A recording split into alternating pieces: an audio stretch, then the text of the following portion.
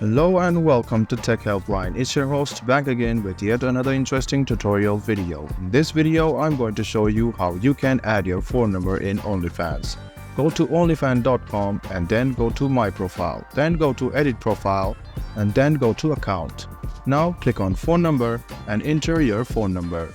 Click Save and then a code will be sent to your email address from which you registered your OnlyFans account.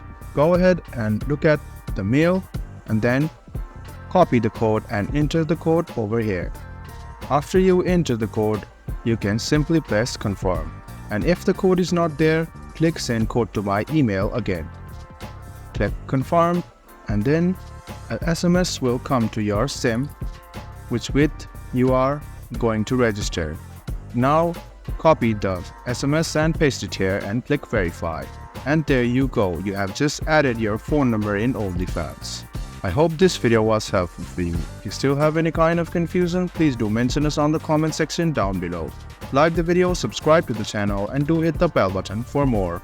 Hope to see you in the next video as well. Until then, goodbye, take care and make sure you enjoy.